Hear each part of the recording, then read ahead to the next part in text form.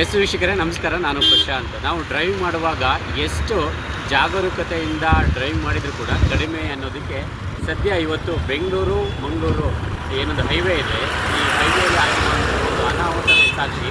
ನಾನೀಗ ಹಾಸನ ಜಿಲ್ಲೆಯ ಚನ್ನರಾಯಪಟ್ಟಣ ತಾಲೂಕಿನ ಮಟ್ಟನವಿಲೆ ಸಮೀಪ ಇರುವಂಥದ್ದು ಒಂದು ಹೈ ಕ್ರಾಸ್ ಗಾಡಿ ಇವತ್ತು ಪಲ್ಟಿಯಾಗಿರೋದು ನೋಡಿದರೆ ಅದರಲ್ಲಿ 4 ಜನ ಪ್ರಯಾಣಿಕರಿದ್ದರು. ಆದರೆ ಯಾರಿಗೂ ಕೂಡ ಏನೂ ಆಗಿಲ್ಲ, ಅದೃಷ್ಟವಶ. ಆದರೆ ಆ ಗಾಡಿ ಯಾವ ರೀತಿಯಾಗಿ ಪಲ್ಟಿಯಾಗಿದೆ ಅನ್ನುವಂಥ ದೃಶ್ಯವನ್ನು ತೋರಿಸ್ತೀನಿ. ಅವರೆಲ್ಲರೂ ಕೂಡ ಇಲ್ಲಿ ಮಟ್ಟನವಿಲೆ ಸಮೀಪ ಈ ಒಂದು ಘಟನೆ ನಡೆದಿರುವಂಥದ್ದು. ಬೆಂಗಳೂರಿಗೆ ಹೋಗ್ತಾ ಇತ್ತು ಹೈ ಕ್ರಾಸ್, ಇನ್ನೋವಾ ಹೈ ಕ್ರಾಸ್ನಲ್ಲಿ 4 ಜನ ಬೆಂಗಳೂರಿಗೆ ಹೋಗ್ತಾಯಿದ್ರು. ಗಾಡಿ ಬರುವಾಗ ಅಲ್ಲಿ ಸ್ಕಿಡ್ ಆಗಿದೆ.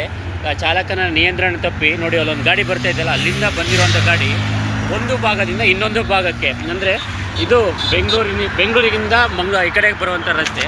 ಈ ರಸ್ತೆಯನ್ನು ದಾಟಿ ಇನ್ನು ಪಕ್ಕದ ಸರ್ವಿಸ್ ರೋಡಿಗೆ ಗಾಡಿ ಬಿದ್ದಿರುವಂಥದ್ದು. ಸುಮಾರು ಏನಿಲ್ಲ ಅಂತ ಹೇಳಿದರೂ ಕೂಡ ಸುಮಾರು ಒಂದು 150 ಮೀಟರಷ್ಟು ದೂರ ಗಾಡಿ ಮುಚ್ಚಿ ಪಲ್ಟಿ ಆಗಿರುವಂಥದ್ದು.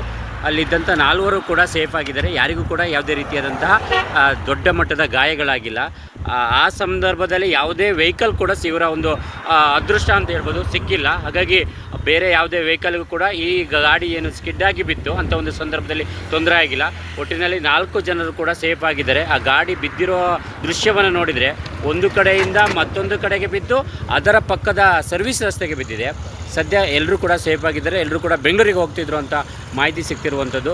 ಸದ್ಯ ಎಲ್ಲರೂ ಕೂಡ ಸೇಫ್ ಆಗಿದ್ದಾರೆ. ಹಾಗಾಗಿ ಡ್ರೈವಿಂಗನ್ನು ಮಾಡುವಂಥ ಸಂದರ್ಭದಲ್ಲಿ ಪ್ರತಿಯೊಬ್ಬರು ಕೂಡ ತುಂಬ ಕೇರ್ಫುಲ್ ಆಗಿ ಡ್ರೈವ್ ಮಾಡಿ ಅನ್ನುವಂಥ ಕಳಕಳಿಯನ್ನು ನಾವು ಕೂಡ ಮಾಡ್ತೀವಿ. ದಪ್ಪ ಇದ್ದೀನಿ, ಮೆಟ್ಲ ತಿಳಿಯಕ್ಕಾಗ್ತಾ ಇಲ್ಲ, ಗಾಡಿ ಓಡ್ಸಕ್ ಆಗ್ತಾ ಇಲ್ಲ, ಆಫೀಸಲ್ಲಿ ಕುತ್ಕೊಳಕ್ ಆಗ್ತಾ ಇಲ್ಲ ಅಂತಿದ್ರಲ್ಲ. ಜೊತೆಗೆ ಎಷ್ಟೋ ಜನ ದಪ್ಪ ಇದ್ದವ್ರಿಗೆ ಮಂಡಿ ನೋವು ಕೈಕಾಲು ನೋವು ಇರುತ್ತಲ್ವಾ. ಆ ಮಂಡಿ ನೋವು ಕೈಕಾಲು ನೋವು ಹೋಗ್ಬೇಕು ಅಂತ ಅಂದ್ರೆ ನಮ್ಮ ಜೀನಿ ಸ್ಲಿಮ್ ನ ಯೂಸ್ ಮಾಡಿ ಸಣ್ಣ ಆಗೋದ್ರ ಜೊತೆಗೆ ಮಂಡಿ ನೋವು ಕೈಕಾಲು ನೋವು ಸಮೇತ ಕಂಟ್ರೋಲ್ ಆಗುತ್ತೆ. ತಡ ಯಾಕೆ ಮಾಡ್ತೀರಾ?